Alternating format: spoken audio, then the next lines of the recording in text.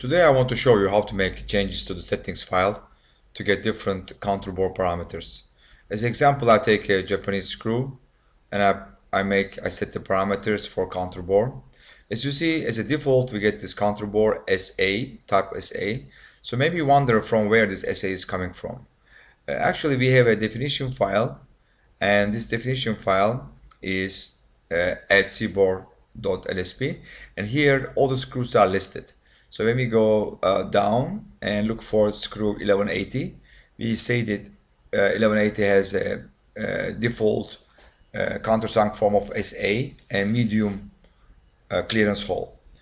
I can just define any kind, my own Counterbore parameters. But first, let's take the default, and I move and find the SA medium.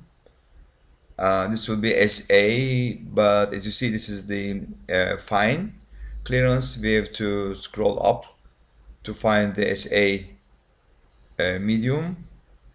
SA medium, yeah, here we go. SA medium for 8 millimeter diameter has following values. 24 is the countersunk diameter, and 9 is the clearance hole, and 6.5 was the height. So let me take the 8 and create the hole, and now let's check if the values are correct.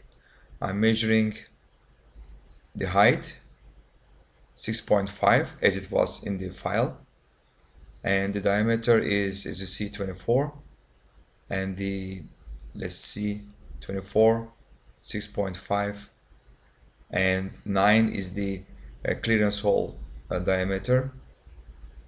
We can check it as well.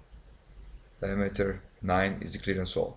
So as you see, SA has its own parameters for every possible diameter. And how can I change those values? The best thing is that I define my own.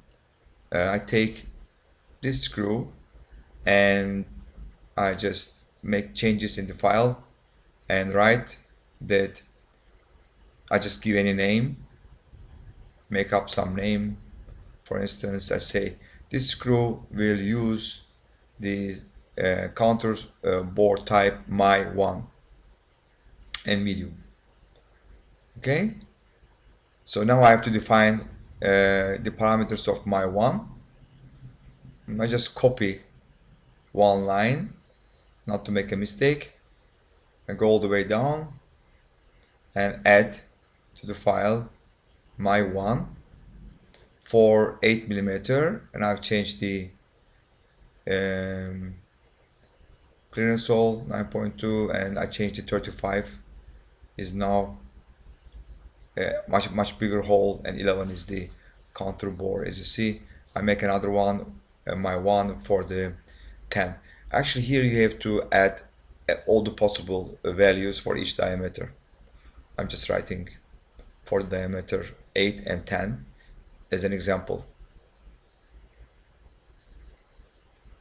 You have to write exactly the same values, and there are several values separated by comma. And when you scroll up to the beginning of the file, you will find the description, which parameter is standing for which. So when you go up, you see that we have parameters for a clearance hole, for chamfer height. Okay, and if you write 0, and then there will be no chamfer, and chamfer angle is 0 as well. So that's why I've just saved those files. Okay, and I have to read the Counterbore. The other one is read automatically when we create the Counterbore.